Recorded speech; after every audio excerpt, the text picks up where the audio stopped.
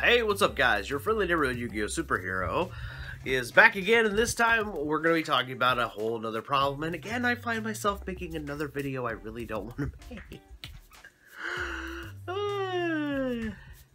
At least this one isn't as personally dire. Alright, let's get into it. So this video comes from House of Champs, Jonathan Moore, and Team APS's Paul.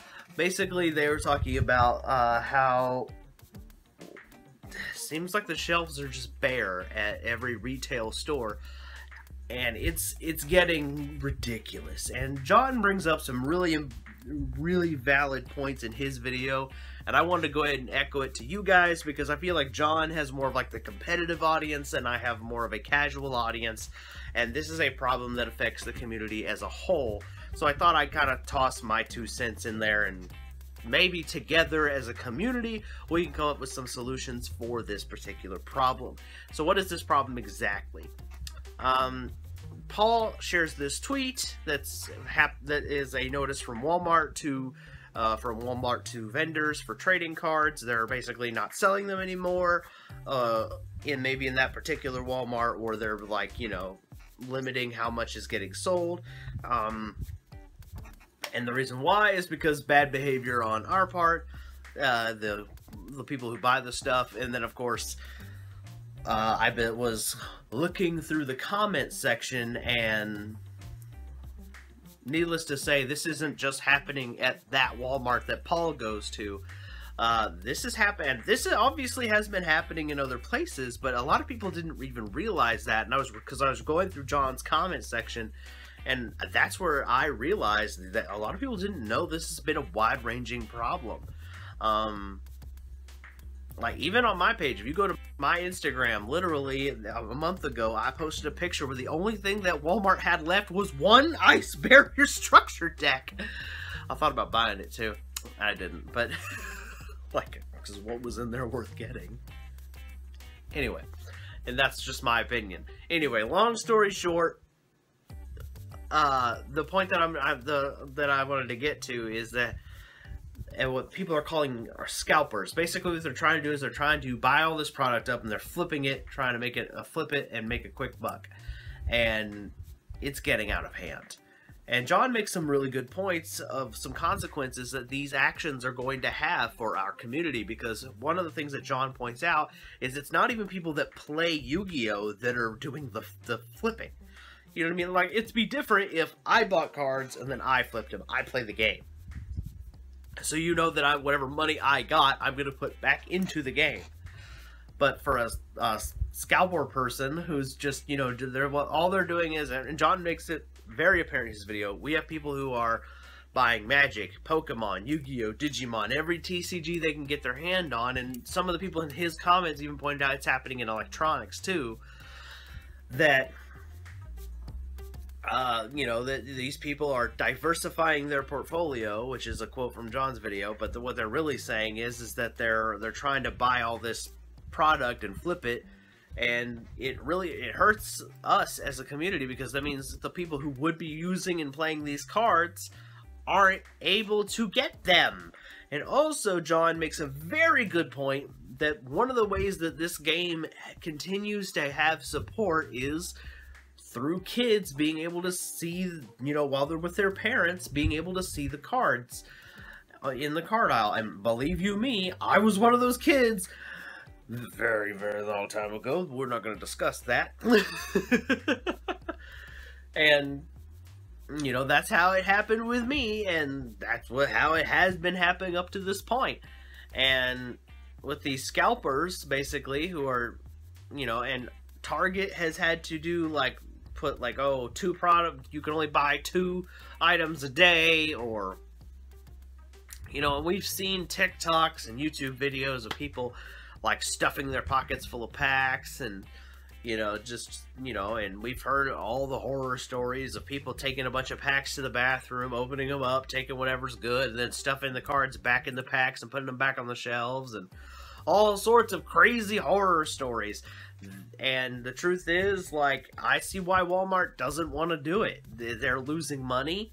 Frankly, the customers are acting bad. I mean, I literally saw one commenter talk about how somebody knocked over a vendor who was putting cards on the shelves and was sitting on a ladder or standing on a ladder or something, and then a bunch of people moved the whole ladder out of the way with that person on the ladder, like causing them to fall so they could get to the product that the ladder was in the way of. I was like, holy shit. You know what I mean? I was just like, literally like, holy shit emoji. And it's John's comment section is full of horror stories. I know I don't need to be, you know, shouting out a bigger channel, but like I said, my audience is more casual, John's is more competitive, so I felt like, you know, we're kind of covering our bases here. And, you know, so I am going to link John's video, which he has everything, like, to Team A passes, Twitter, and stuff, like, so you can all go see that. But that being said, it's very wild that this is happening. And one of the things, like, and John also mentions that we're not getting a new anime either.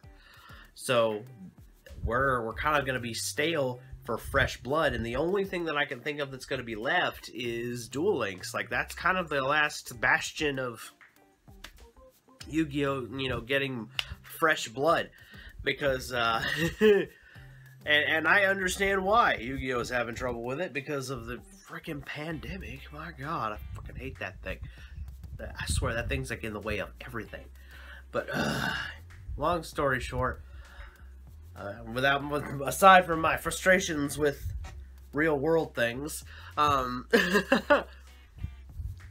you know, one of the things that I think that John didn't really hit on is he did discuss one solution. One solution was that he wasn't surprised that Walmart hasn't started putting the product behind like glass cages so that people can't just walk up and take it anymore. And I'm starting to think that that's not a bad idea. But another thing that we as a community need to do is we need to start figuring out how are we going to combat this problem, not only for the health of our game, but for the longevity of it too.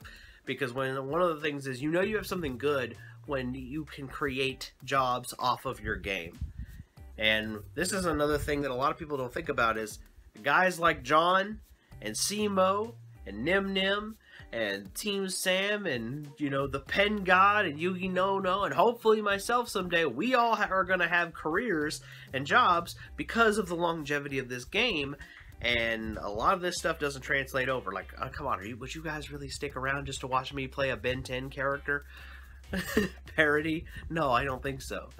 The point that I'm getting at is that, you know, so for the longevity of this game, we need to really figure out how to combat these scalpers, and how, you know, and because one of the other things that John mentions in his video is that when they're done with retail stores, where do you think they're going to go next, guys?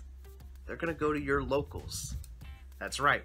They're going to go to like places like Geek Out, where where I go and hang out with my buddies. That's in Burleson. You should check them out, by the way. Anyway, and then they're going to buy up all the product, and then guess what's going to happen over there? You guys who love to play Yu-Gi-Oh! Aren't going to be able to go buy product from your store, and some people are not going to be able to handle that, and they're going to be like, well, if I can't get new cards in the game, what's the point of coming to the store? And you see the threat now? Bet most of you see the threat now. So, guys, if you're a Yu-Gi tuber, I want you to discuss your thoughts on this idea. How can we combat this? Because also another thing is, structure decks are also getting hit really big. This is my last little point here. This is for us budget players, because most of my audience is budget players. Think about this. You're going to have to pay more for structure decks because of scalpers than you would normally. Like, the reason this is why this is a very big thing that we need to handle expediently and right now, because one of the things that's going to happen is think about this. You're still going to be able to get your structure decks, right? But they're $10 a piece at the retail store. You're going to have to probably end up paying another $5, $10 to have them shipped to you via a online source if this doesn't continue to, if this continues to happen and doesn't fix itself. You're not going to be able to get cheap structure decks anymore and build a deck from there. And I love structure decks. You know, Edgar will tell you, he gave me Shadalls, and I was like, I'll mix it with my dinosaurs, and I've been thrilled. So there you go. I mixed 2 structure decks in one. Case in point, structure decks are kind of my thing, and that's one of the things that's the cheapest product that is available that is also competitively viable, or can help make a deck that you actually enjoy competitive. So, if you're a Yu-Gi tuber, this is a shout out or a challenge to all of you. Let's discuss this, and let's also start discussing how we can combat this and save our game from the negative consequences of greedy people's actions. Comment below if you want. I appreciate it. Anyway, I'm Bet2000 YGO. I'm your friendly neighborhood Yu-Gi-Oh! Superhero. Now I'm going to go do some contemplation. And I'll catch you in the next one. Peace.